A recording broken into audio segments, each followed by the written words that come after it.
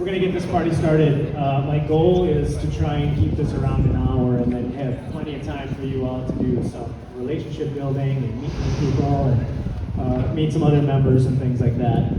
I'm going to wait a second to introduce our panel, but I was thinking to myself, how could I explain to those people that are guests what Coalition9 is? And so I have my statement. So I thought, what the hell, why not ask some people in the audience? So, do we have any takers of members that would like to explain what, in their words, Coalition9 is? Oh, just one? All right. This is Heidi Olson, from the CEO from All-in-One Accounting. Thank you, Heidi, for being a good trooper. Hi, everybody. Coalition9 is a community of business owners, and we get together and we live life together. And I can tell you, in my group, I have learned so much and gotten feedback that has absolutely impacted my life and my business in so many positive ways. And I am building great relationships and friendships with my group, and I am so blessed. And so thank you, Erin. All right, I can go home. I have to get myself together here because I was good. Awesome. I am not going to ask anybody else because that literally was what I would have expected anyone to say. So, it's like you were prepped to say that. Really, at the end of the day, we are a community, and we're a community of business entrepreneurs and leaders that are united in one vision, and that is to change business in Minnesota and beyond 9 leaders at a time. Through our peer groups, events like this, our online platform. We're doing some really amazing things. We have roughly 40 or 50 people here today. We're at 80 members right now. We've added 80 members in, 6 months? That's insane, right? And so I just want to say thank you all for attending. Guests, thank you so much for taking the time out of your day and being a part of this. I'm going to stop talking so much. Our panel, I'm so excited. Every one of these individuals are our members. And so I was thinking about, when I was thinking about events heading into the summer, I just love the word Scrappy because I think a lot of our members are Scrappy. Could we have it in a better space when we're thinking about Scrappy? Just wait till this train kicks in. Yeah, it's going to get interesting. We're going to have to crank it up a little bit. So we'll deal with it. It's fine. We're Scrappy. But I was inspired by these people because of what they do. And they all, in their right respects, are Scrappy. And so the work that they do for their clients and the knowledge and genius that they bring to their clients needs to be shared with you. So I'm going to start out here. Mike, I'm going to have you introduce yourself, say a little bit about what you do, and then we're going to hand the mic over to Callan and move right on down the line. First, we got to see if it's going on.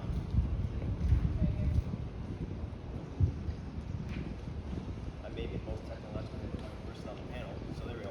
It's not my fault. So, full disclosure, I have a 31-day-old at home, so give me a little grace this morning if I forget my name or other things. We just doing introductions at this point? Yeah. So, for those of you who haven't met me, Mike Lewis. I also go by Louie in case there's more than one Mike in the room. So if you want my attention, it's usually good to shout Louie, and I'll just spin around. Hi, how you doing? Co-founder of an AI SaaS platform. It's called Click360. What we are is a customer journey optimization platform. So what we're helping marketers figure out is, for everybody that we're sourcing via paid marketing, organic marketing, these kinds of initiatives, which ones are coming to the site, which ones behaviorally are going to convert your revenue, and then why. So as marketers, we're allocating efforts back towards sourcing people for the business. We understand how people convert your revenue, so we don't have to waste our efforts, not waste, but you get it, on people that aren't going to drive the bottom line for the business. Hi guys, my name is Callan Faulkner. I am with Rowe Collective. Past 10 years, I've been in the CRM space, so Salesforce, HubSpot implementations. We also do websites, app builds. I'm very passionate about automation and creating efficiencies, removing manual work from day-to-day life. My other hustle, I am a land investor, so today we'll maybe talk a little bit about that world, and I also teach land investors and real estate developers how to automate and scale their business.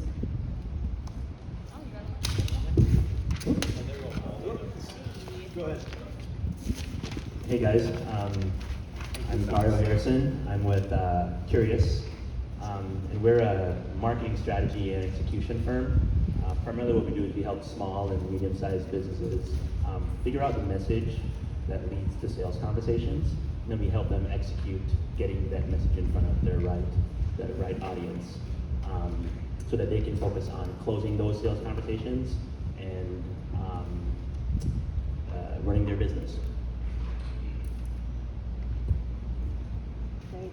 Hi everyone, Jen Gilhoi. My business is SparkTrack Consulting, and I formed SparkTrack 9 years ago on the basis of my previous life as an event planner and someone who went to a lot of events. And what I discovered was that there was a lack of follow-up with events. So you host a big event, and the next day the host is just too tired to do anything with the great experience they just created. So I have built my business on that, and I also am passionate about the connection between those events and in person, like we're getting together today, and then what does that look like in furthering that relationship online. So I provide consultation on events, and then I also do a lot of writing. So I'm interviewing my clients, figuring out what their thought leadership is, and then really helping them start with that as the kind of basis for all of their social media. And just work with a lot of collaborators. So I have no employees, but love collaborations. I'll tell you, we were prepping for this event. We did a group Zoom call, and within 4 hours, I got this email from Jen of all the things we need to do to follow up with you and stuff. It was, I think it's like muscle memory. You can't even. You're like a fighter pilot. You can't even help it. Yeah. All right, so the way this is going to work is that I have a few questions here that I'm going to ask them, and the way I aggregated these questions was a lot of the conversations that are happening in our groups around marketing, or Heidi would call it voodoo magic. Right, well, you can talk about that. I have some things here, but then I hope that you have some thoughts and some questions that you may want to ask our panel, because I really want to spend as much time on that as possible too. So if things come to mind, write them down or jot them in your notes app on your phone or whatever, and fire away to these folks, because their time is your time. I'm going to start with you, Mike. The epitome of voodoo magic is artificial intelligence, and that's kind of the world that you live in. What is the role right now let's start with right now. What is the role right now that artificial intelligence is playing in marketing? So, super curious, raise of hands. Does anyone have any kind of AI marketing products in their business right now? Great, love it. Does anybody feel like they have a good handle on what the concept of AI is outside of robots and terrible movies? So the way I like to describe it, because I feel like there's a lot of snake oil attached to the concept of artificial intelligence in general, when you think about it, 1983 Miss Pac-Man was artificial intelligence, because technically she could choose her own routes. She was given some form of autonomy. So I like to speak to artificial intelligence as really just an automation of a mundane human process, right? That's really all it is on its face. So when you think about this world of AI, it's not voodoo, Heidi. It's not, I promise. But it's really just an automation. So in the marketing world today, you're already starting to see it. Raise of hands, is anyone doing any kind of paid media? Any kind of Google ads? Technically, a lot of that is already AI. So the machine is watching the kinds of things that people are clicking on and the kinds of things that convert people to goals that you're setting. That's just more or less called machine learning. So you got the big universe of AI, and then within that machine learning, so you're already starting to see it do things like, hey, people click on this, they convert to the goals that we set. We're going to surface more keywords like this. Now, they're going to charge the hell out of it for you, because they're you're also paying for it. But really, it's just optimizing for the things that the business wants. So you'll see that in bid strategy. You'll see that in things like marketing automation. When I see people do this, surface this thing. So effectively, you see it in funnels, you'll see it in text, you'll see it in bid strategy, you'll see it in media buying. Garrio can probably speak to that a little bit. And we can talk about the future, but really it's just taking that thing where in marketing you have to sift through lists and try to find insights, and it's trying to surface a lot of that automatically for you, so you don't have to do a lot of that heavy lifting. So you talked about when we were having a conversation about your business, and if anybody's listened to the podcast, I had Louis on the podcast, and I basically was like, I have no idea what you just said for everything that came out of his mouth. And literally, it's so hard, right? And so talk about the difference between artificial intelligence to the other extreme, which is like deep learning, right? Which is like what I think all of us think is going to take over the world someday, that fear, right? So let's talk about a little bit of the difference of that, of like how that can be used in marketing. Yeah, so going back to if you think about three concentric circles, the outermost one is artificial intelligence. It's automation. It's a driving car that when you put it on a highway, it's kind of in auto mode, right? That's actually a really good analogy for artificial intelligence in general. So now you talk about machine learning, which is I'm going to tell the machine effectively what I want it to look for and allow it to optimize for that. So the learning it does is based on what you've asked it to do. So if we go back to the car example, the self-driving car, effectively now you're giving it point A, point B, it will figure out how to get from point A to point B based on what you've asked it to do. It'll find the best route. Deep learning is that subset within machine learning where you're actually giving the machine some autonomy to do it better than we can do on our own. So if we go back to this idea of the car again, it's not just I want to get from point A to point B, but based on weather, traffic, other drivers, road conditions, things like that, I'm going to allow the car to figure out the best way to get me from A to B at this point so that, again, I don't have to think about it. It's a little bit automated, but the machine has enough information to do it in an optimized manner. So that we as humans, we're imperfectly imperfect and behavior changes and, things change all the time. There's that training problem. I was just going to say, train! Game off. Yeah, so this is going to be part of the deal. I got here to start setting up. I'm like, oh, this is going to be fun. Can you even hear us in the back? You can hear okay? Scrappy. This is Scrappy. Of course they've got 4 engines on this one. Like, let's load this thing up. Alright. So This isn't bad though. We can continue the analogy. So effectively, AI is allowing the train to make the decision to get from point A to point B. And machine learning is effectively saying which train route am I going to take based on which switches are open. And then C is let's replace the conductor and just give it all the information it needs to get there in its own route. So what is, so if anybody's on Instagram or social media and you are sitting next to your friend talking about shoes that tie themselves or shoes that are like some kind of weird new technology in shoes, and you've never even heard of it, and then all of a sudden it pops up on your Instagram, what is that? That is some combination of social listening and artificial intelligence. It says, I heard your devices are listening, just get used to it. But it's saying, I heard this, therefore I believe they have search intent, therefore machine learning, I want you to serve an ad to this person because they've said something interesting about my product. Who has had this happen to them? Literally every one of you. Yeah, unless you have a flip phone. Does anyone have a flip phone? Good, that would have been awesome. All right, so I'm gonna move over to Jen. Jen, I would say that your extreme history in events is also tied into social media and the marketing prior to and afterwards. If we're gonna think about from the Scrappy standpoint, I also think about Scrappy being cost effective. So what are some good Scrappy type of trends that are happening in social media and digital strategy from that side of things that some of our guests could probably implement really listening? So from the social media perspective, what I noticed when I would cover events and tag others in their social posts, the increase of content and sharing and the feedback was so much richer than when people tend to approach social media as, a one-way content stream. You kind of pre-program your content and let it flow out for the month. And so when I started, consulting with clients on this, they were all concerned about the frequency. Everyone wanted to know, how many posts do I need? And I tend to encourage my clients to relax on that a little bit and really focus on putting out your own content and including others in that content. And I do have suggestions on ways to do that.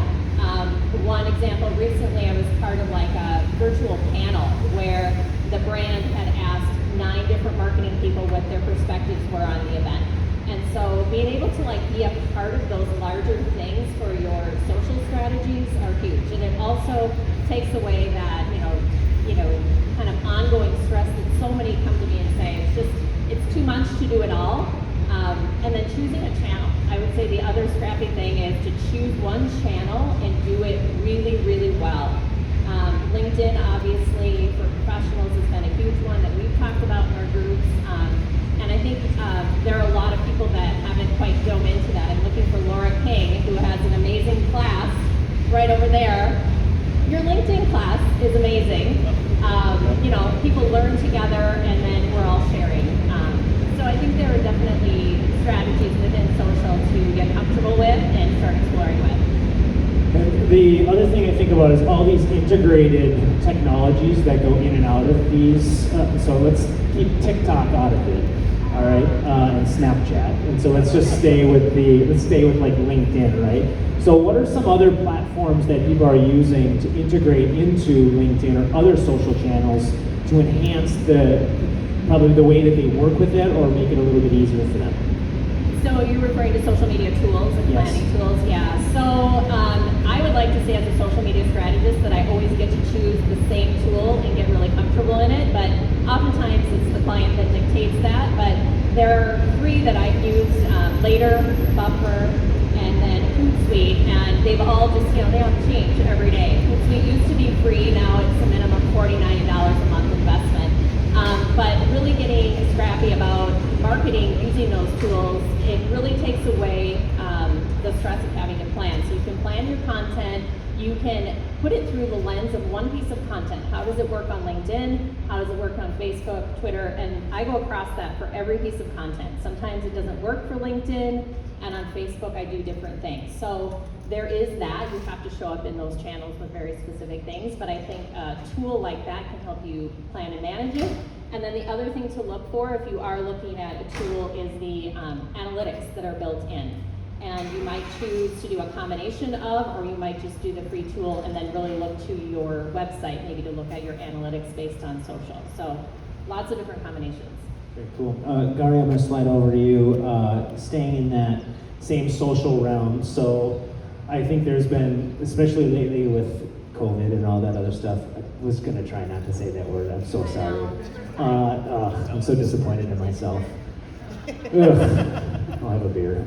Anyway, so Garrio, personal brand has become more important than it ever has, and it's going to be more important in the future. What are some of the components people should be thinking about? And let's specifically think, since this is a primarily business audience, on your LinkedIn profile, what are the things that you should be capturing and putting on your LinkedIn profile? And then also, what are some of the things that you should be thinking about in your posts? Right. So, one of the things we tell our clients is the first thing you gotta figure out is what's your message, right? And the easiest way to find that is talking to your existing customers. So really understanding why they bought from you, what's the value that they saw, when they met you, what was the reason they chose to move forward, things like that, right? You really want to get that dialed in and pretty clear. And then you want to take that and translate it into a narrative on your LinkedIn profile, because let's face it, if people are searching for you by name, you want the same thing that you're telling them when you meet them in person to be represented when they find you online, right? And if they've never met you before, you want the thing that they find online, if they come across you, to be the reason they want to reach out to you, right? So it's really about understanding your narrative as it relates to your customer's problem and writing that in a way that makes sense to them. So that's like the first step. From there, figuring out what problem does your customer have on a regular basis, right? And that's where your content comes from. So figuring out, if they are, let's just pick a random example, if they are a manufacturer of widgets, right? What are some of the challenges that they face on a day-to-day basis manufacturing those widgets? And if you can be seen as a resource for them as they're thinking about solving this problem, That's what your content should be built out around. And then from there, you're figuring out what's the most cost efficient and resource efficient, your time, for you to actually create that content and get it out in a consistent manner. And I think that more now than ever and into the future, personal brand is also like representative of your life outside of business, and you're starting to see that happen on LinkedIn, where before I think LinkedIn was just business. Now people are talking a little bit more about what's going on in the world and just what's going on in their personal life. What is that blend?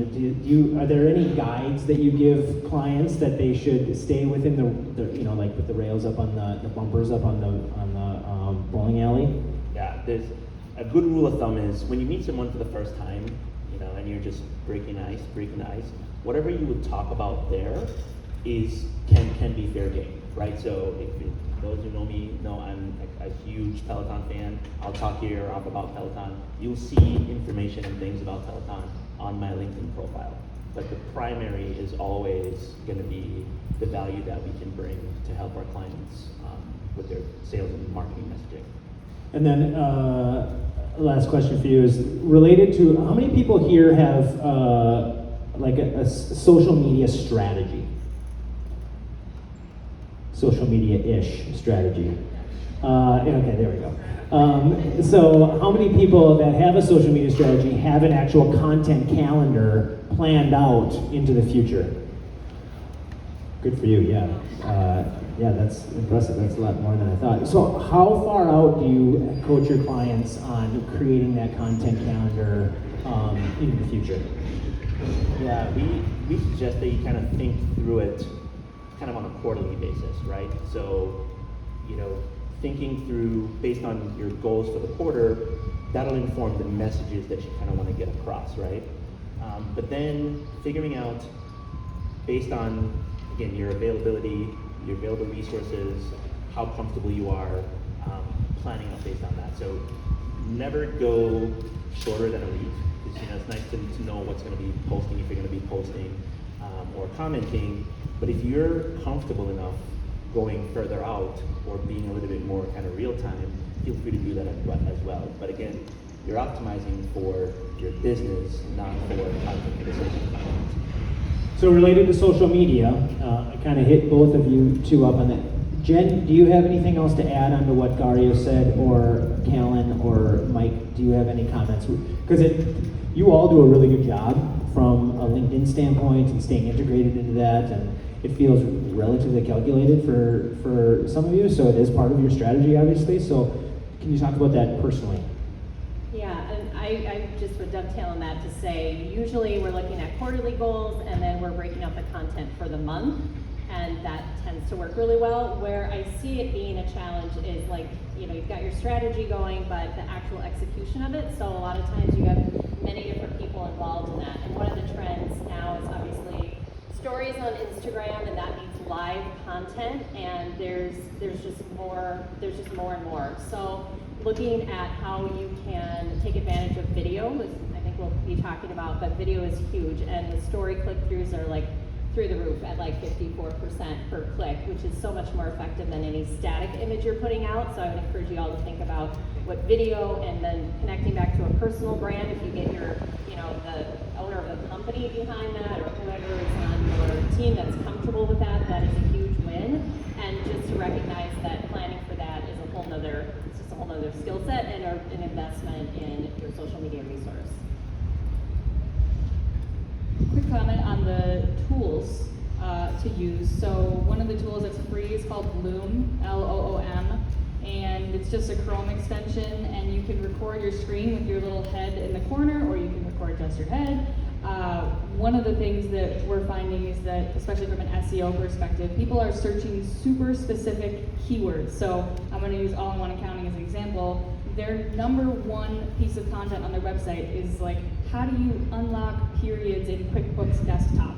Like, so specific, and they have a perfectly executed article, how to do this. So thinking about what are my clients looking for, what are the questions that I can answer. Loom 2-minute video, right? Like, quick, show them something on the screen, or talk about, hey, we just had this happen. That's a LinkedIn post, that's a YouTube video, that's a blog that like you can just transcribe the video, write in Loom, create the blog out of it. That's like 3 pieces of content in, you know, let's just say it takes an hour to kind of think through what you can say, but that's a Scrappy piece you can use. Mike? Anything? I feel like I've always got something to say. Shocker. Really quick, just what I heard, what I love, what Jen was talking about is different things work for different channels. Don't just use the same thing on different channels. So what Garrio said is, so I like to say speak to the universe, not to the universe. Not to what we do, but to what you want to hear. The personal brand thing, people still buy from people. And they love hearing who you are, and then let the business sort of follow. Was it Darren Lynch? As the leaders go, the business goes, the business goes, the culture goes. Yeah, well said. Callan, I'm gonna jump over to you. Callan was a huge part of like my inspiration of wanting to do this because she is the epitome of scrappy marketing strategies. So she has built up all the automations for Coalition9. She helped me with HubSpot, she helped me with all this stuff, and I was like, do people even know this stuff? Like, this is insanity, the things that you know, and these apps that you're talking about, and Zapier, and all of these different things. So that is Pandora's box, right? So let's talk a little bit about that integration of like sales and marketing automation and some of the things that you coach your clients on using to, and again, using the tone of Scrappy. And Scrappy's kind of like cost effective, right? Like things that you could integrate. Like I think we have 9 apps that talk to each other for Coalition9. And it's amazing how they're all integrated, and you helped me through all that stuff. And if you could even start to scratch the surface on that stuff, I just want to watch everyone's brains fall out of their skulls I because wish I had like it is a screen insane. here. This Yeah. is always hard to explain this. So I don't want to make this super broad. I would like to give you some tangible things to take away from this. So I want to break it down to just the very basic example of automation. So in one of my hustles is helping land investors automate their business. So a lot of these guys are older, they've been doing this for 10 years. For example, a lot of them are sending paper contracts to clients, whether they're buying or selling a property. So we see that, right? We see that it's taking 2 hours to get this contract, they're printing it out, maybe they're scanning it and mailing it, whatever they're doing. Obviously there's tools like Sign Now, DocuSign, even that piece of information, that flow. So right now, even Aaron, I mean, it was part of your flow. Aaron's using HubSpot for his CRM. And are you the free version, or are you on the $40 a month, like $50 a month? No, I paid for it. Okay, good. Yeah. Well, it's free one point. Now he's big and famous and doing these kind of things, so he's got to pay. So, for example, anyone that's a member, they became a member, that lead flowed into HubSpot somehow, whether they came from the website, maybe they got emailed in, they got entered in as a lead. So then we're going to work it as a deal. It's going to become a deal or an opportunity to convert somebody to a member. So Aaron's going to keep all of his notes in this system. As things start to happen, so for example, as the deal stage changes to send contract, that will trigger a workflow to add that person into Xero, his accounting tool, and create the contract with all of the information that already exists in HubSpot. So before it was, okay, this person exists in HubSpot, I gotta go into Xero, add them as a client, copy over name, that stuff already exists in HubSpot. That transmission of data, that pull of data, we use a tool called Zapier. So my mom always corrects me, it's Zapier, I used to call it Zapier. Zapier like happier, we're happier when we use Zapier. And Zapier is a tool that's kind of like glue that holds apps together. So if you have an accounting tool like QuickBooks, if you're using a CRM like Zoho or HubSpot, maybe you're using DocuSign, all of those apps are available on Zapier. So we can trigger actions to happen when we want to. So hopefully that example makes a little bit of sense. But Yeah, I think it's like literally. I think I'll even say like Spencer. Like when Spencer became a member, I literally did it from my phone, and I didn't have to touch anything for like 2 weeks. It's all automated, and you did that. If you were to go on Zapier and just look around at all of the different things and how things can talk to each other, I guarantee there's ways to apply it to your business. If you have a contract that you work with, right, and it's or a proposal that you work with. You could use it in DocuSign, you could use it in HelloSign, you could use it in Adobe, you could use it in a lot of different things, and they all just speak to each other. It's insane. Yeah, and I mean, that flow, but you literally change the stage. You're on your phone, you're on the middle of the Tonka, you just change the stage, and boom, contract is emailed to that person. So I want to say that. A lot of the examples I like to say is really just starting simply. So this is almost the hardest part of the whole thing, is really just taking a breath and just looking at your marketing and sales process. If any of you guys have leads going into an email inbox and they are not going into somewhere, even just that in itself, like where is that lead coming from? Even if they're emailed to you from a source, maybe you create a form. We can use Google Forms. Google Forms are free. It is a part of your Google subscription. You can just create a form. First name, last name, email, what are they looking for? Obviously, you have a website. I want to make sure that is going into a CRM system. Even if it's super basic, HubSpot free, because from there, now we're not losing track of it. Everyone knows if an email comes in, who knows? I mean, unless you have somebody very organized, detail-oriented that's managing all of it, but even then, I don't know how long it sat there before somebody picked it up. I don't know how long it was a lead before it became a proposal. Now we're losing all that data. So even just the flow of that lead, we can use Zapier for. We can use Zapier to, for example, we use Slack all the time. So I get Slacked every day, like, hey, Callan, can you do this, or check on this. Every time I star a Slack message, it gets added to my Todoist. So Todoist is a to-do app, Keystone Group. Shout out to you guys. I went over there for a couple hours. They were using, I don't even know what you guys are, I'm not even sure if you had a to-do tool or were using anything before. No. So totally manual to-do management, emailing each other, emailing the CEO, hey, can you get this done? There's no way that she's gonna get it done if you email her. So now we got Todoist, everyone has their own list, they review it regularly. Every time I star a Slack message, it adds to my Todoist. We're organized. So even, again, taking that breath, thinking about the flow, and figuring out where are those manual processes, where are things falling through the cracks. Can you talk about your land business a little bit? So you don't have to get into the details of it, but you called it a hustle, which I love, first of all, because it's, yeah, so that's a business that you own that is actual, a profitable business. So talk about what you've done in that, like, it's just mind-boggling, because a lot of things that you're doing you can apply to any business, so just talk about that flow a little bit. Yeah, so beginning of COVID last year, I, like everyone, listening to a podcast, they're talking about real estate. I need to get something in real estate. But I literally can't hang a picture frame. Like, my mom does all my handiwork. She has all these tools. So I'm like, I'm not gonna be remodeling houses. I'm not gonna be doing any of that. So I heard a podcast about land. Like, land is great. There is no remodeling. It is what it is. I can handle that. So I went to my financial advisor's office, I kind of followed the training steps, found this property in Florida. I'm like, oh, that seems like a good deal. I did some comps. I'm like, I could buy that for like half of what it's worth. Bought it, sold it for double what it's worth online. So it's all, selling land is digital. You know, get a good drone photo, put a drone video out there, maybe stake it off. Really don't have to do anything. I never went there. So my financial advisor was like, I would like to partner with you on this. So now he's my partner, he's my money bag, so he helps me fund the business. But I just started, I did training. I mean, YouTube is like my favorite thing in the whole world. I mean, every single thing you possibly could want to know is on YouTube. So we did YouTube, we took the class, and then of course, as I always do, I found the niche of, there was all these land investors. So I put about 100 hours into our business. All our leads flow in. I am only putting, a couple hours a week. Obviously, I'm working this job. So I can't be working this land business. I can be following up on leads. I can't be trying to sell the property and like texting buyers, and everything is flowing. Everything's got the cycle to it. And all these land investors are looking at my business like, what in Lord's name did you do? I want that. So I created a course. I have a company called REI Optimize, so I help land investors scale their business. So it just starts with their website, right? Okay, leads are coming in. Where are they going? We got to make sure they go into a system. They're tagged appropriately. The property is associated. A lot of these folks are using virtual assistants. I have a virtual assistant who's $10 an hour. I got him from onlinejobs.ph. It's the largest online job repository in the Philippines. Highly recommend. Like, all these little mundane tasks. Hey, can you convert this template into a contract? Hey, can you pull this list and clean it? Like, unbelievably amazing.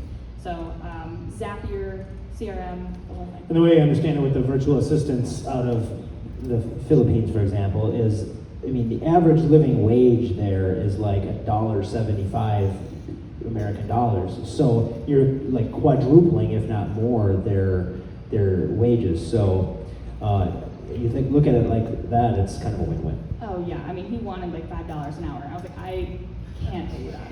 That's Right. not right. But now he's, I mean, anything that I need, and he's technical. I mean, he builds the website, he adds forms, he changes things up, adds SEO, and he's unbelievable. Cool. Before we get into letting you guys ask some questions, does anyone else have any comments based on that, what you just heard there? Because that was insane. Or anything related to automations or things that are, I look at automations as being scrappy. I mean, what is Zapier for a license? Yeah, you can start free. So if you have 5 zaps, that's free. The moment you go over 5 zaps, you gotta start paying. And I'm using the unlimited zaps, and I have literally 80 zaps. So I'm a little aggressive, but that's like $50 a month. So Yeah. start somewhere. Yeah, and I think we have 10. Yeah, so and I figured it out. So that to me is like one good scrappy way of doing things. So I figured it out with her help, but I figured it out after that. All right, who's got questions? Yeah, I just want to make one Yeah. point to double click on what Callan's saying is you don't have to start with the end. Like just start by looking at your existing processes, and just ask a simple question. Is there a tool that can make this easier and fix the lowest hanging fruit first until you get to like that awesomeness that Callan has put together? Yeah. But so I will say too, spend a little bit of money and hire a coach, right? Like I think all of us are probably thinking like, how am I going to do this on my own? So try and get somebody that can at least coach you through that, and then teach someone on your team or you, if you have a small business, then just kind of to be able to figure it out and be your guide. Okay? All right, who's got questions? Are all of your brains melted, Brian?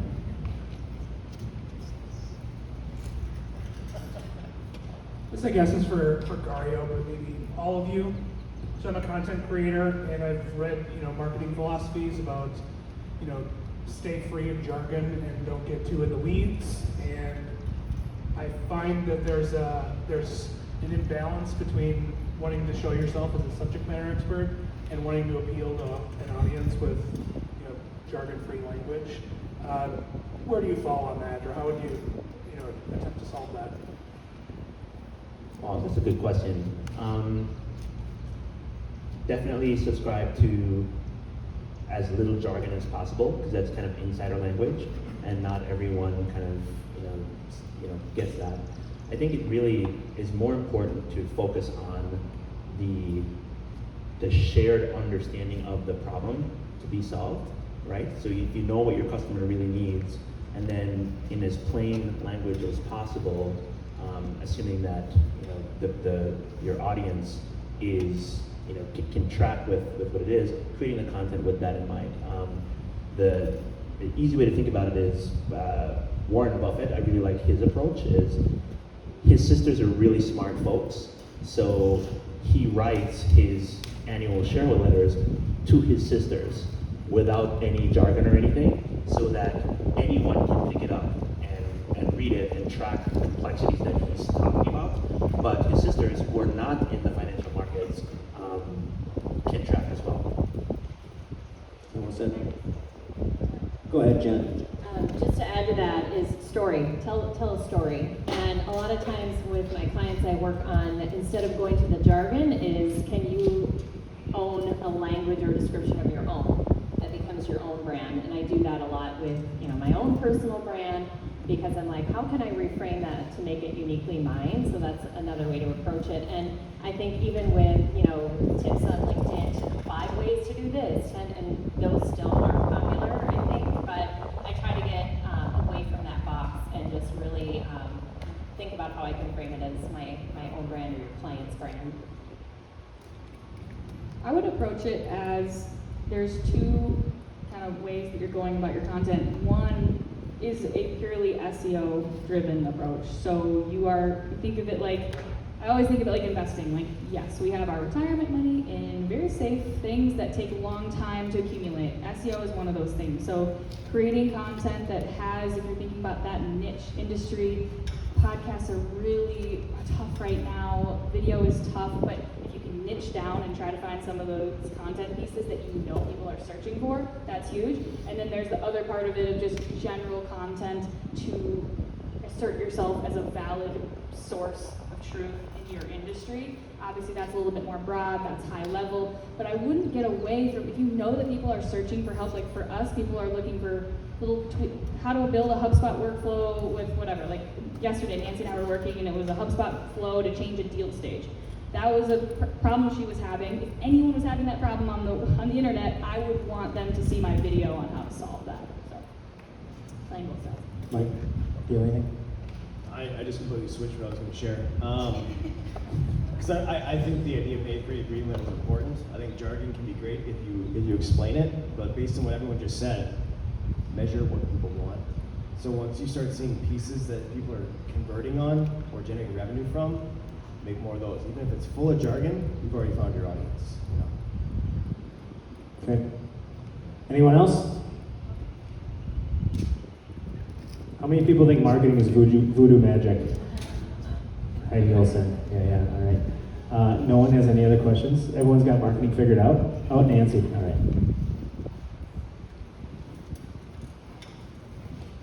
Hi, Nancy from All-in-One Accounting. So, since Aaron already mentioned the COVID word, regarding social media, how would you say that we can adapt our strategies now that we've had a year and a half where people were home, right? So the message on social media has changed. People were on their phones more, on their tablets, they're home.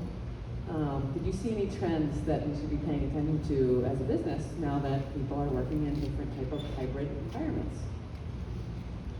So many things.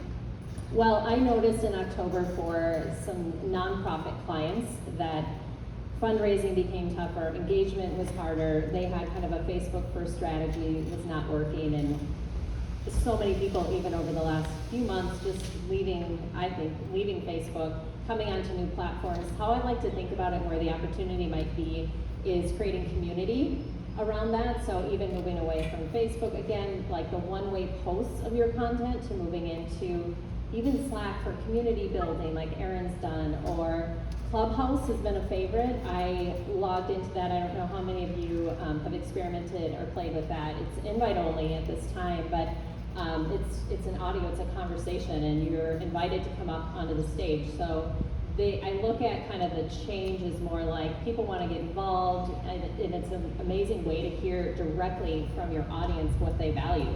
Put them on the stage. You literally, raise your hand, and there's no texting, there's no back and forth that way. You have to be seen. And so that would be one as a brand to explore. I mean, obviously it's not for everyone, but there's a ton of, and even connecting that to events, a lot of opportunity there, and thinking about how can you have two-way conversations and learn from your audience.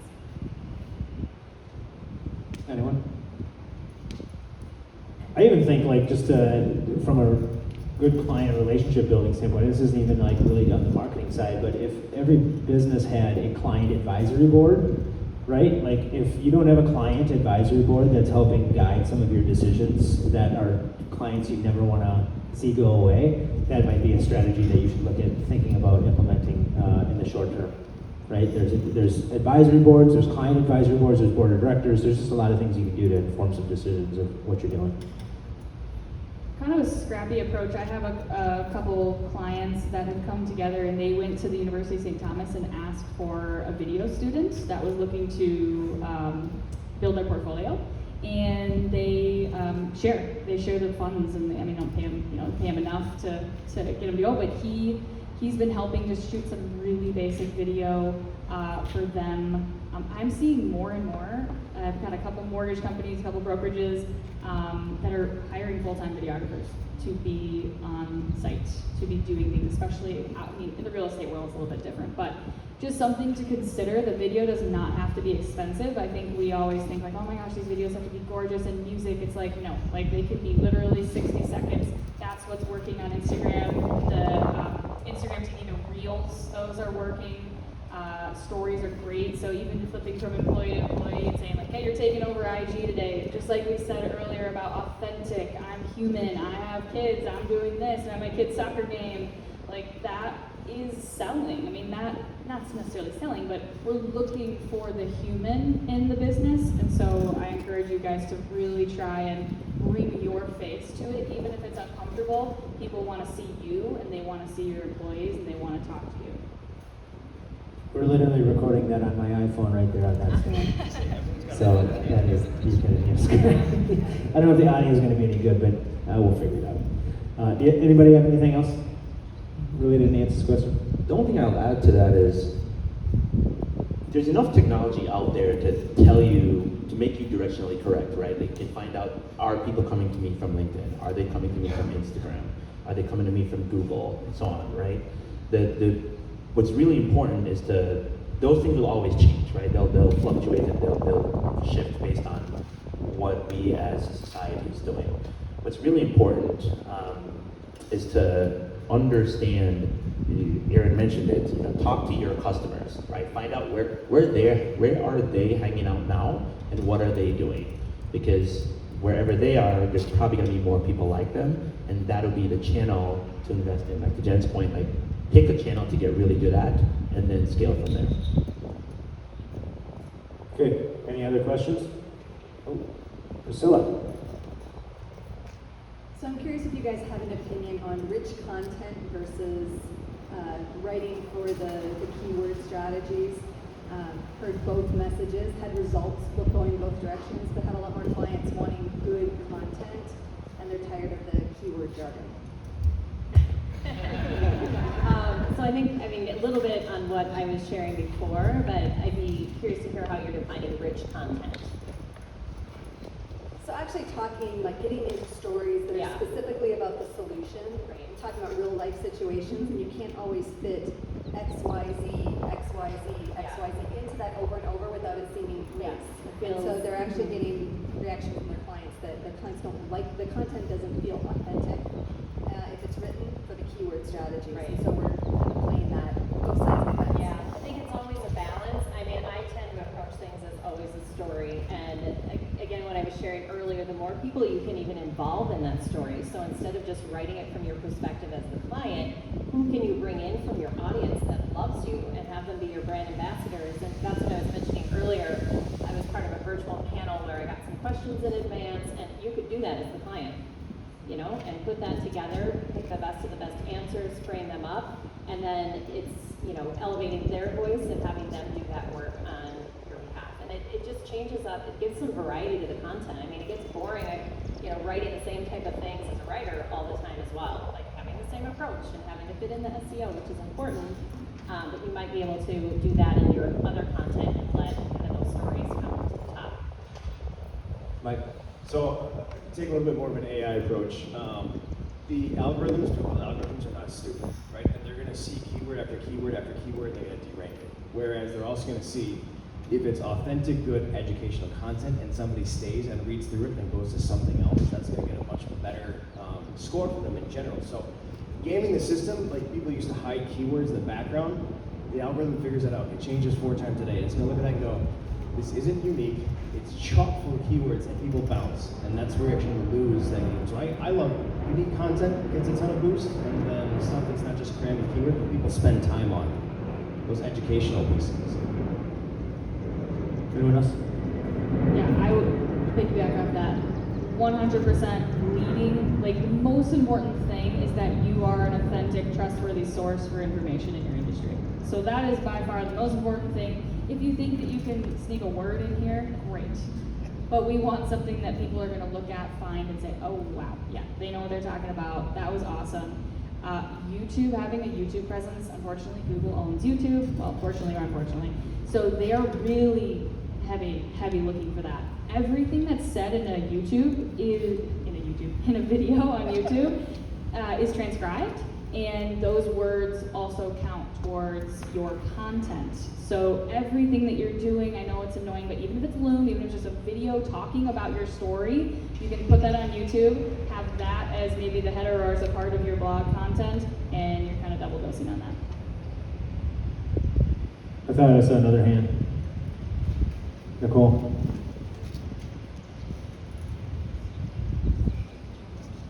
I'm Nicole Mickendorf, Prosper Well Financial. So you have the YouTube, you have the LinkedIn, you have the Twitter, you have the Facebook, you have the TV, you have the radio, you have books, you have all this stuff. You have a full-time CMO managing all this.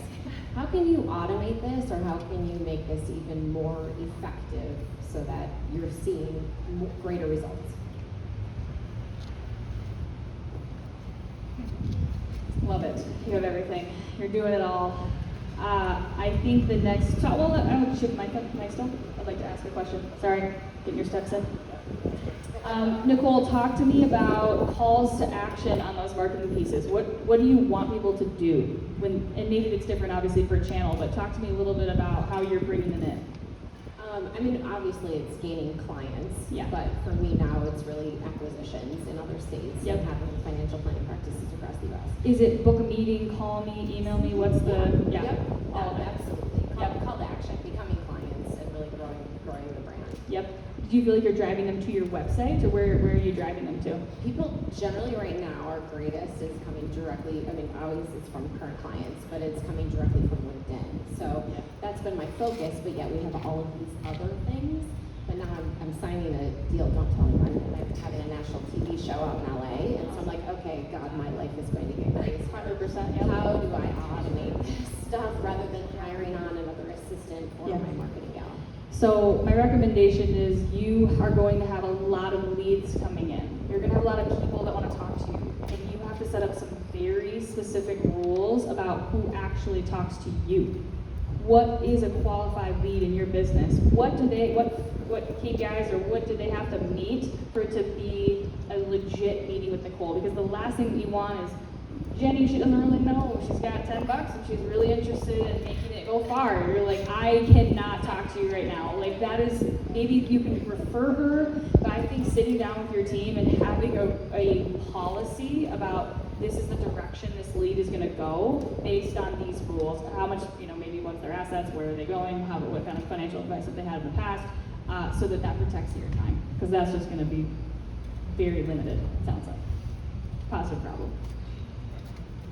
Anyone else? So this is legit what we built the Click 360 platform for, was I spend so much that I get so much activity, that I get so many leads, that I just need to know which two do I call back today. This is one scenario where I would like quote Jennifer Zinn.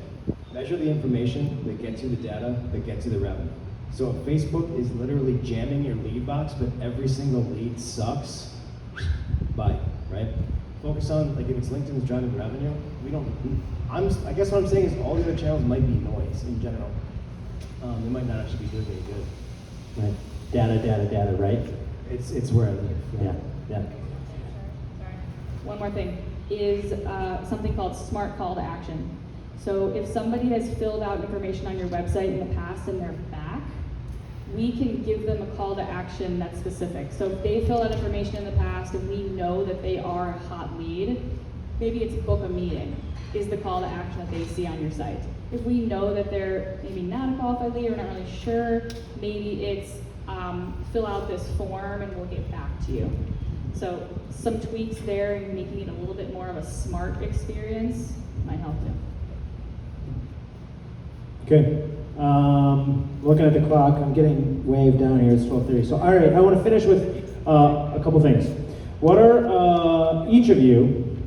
And if you say Jen said it, then fine. But let's recap this. What are like a couple things from each of you that someone can take back to their business as actionable items and start working on immediately? Scrappy style.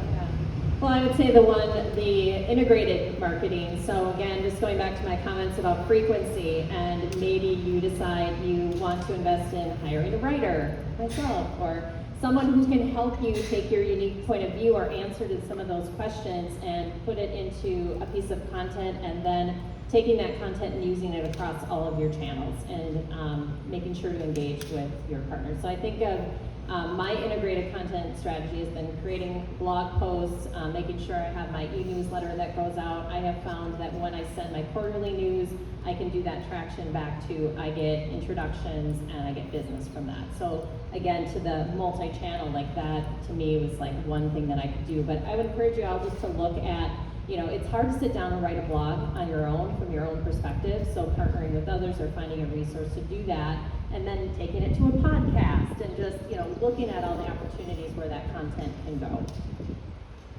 Garrio? To two tangible next steps. Talk to your customers and find out, what do they love about working with you, right? Like what specifically problem do you help them solve that makes their life easier? And then take that information and audit all the marketing channels that you have working for you at any given moment, and answer that question. Is the same thing that my customer said is the same thing that I have on all these channels, including what you say on sales calls, right? That's a channel.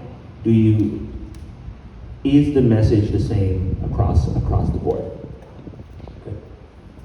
3 things. 1, sales and marketing should be the same team. Like, there's really no difference. Marketing is just talking to people first, and sales people talk to people after. So, really tightening the relationship, and most of you guys are small businesses, so probably it's all the same people regularly, but making sure that marketing is so in tune with what salespeople are saying, and vice versa. Number 2, I love this website. It's called handwritten.com. Written, it's a Y, and it's $3 to send a handwritten note. Really great for centers of influence, partners, anyone that refers you, potential person that you're looking to get in touch with.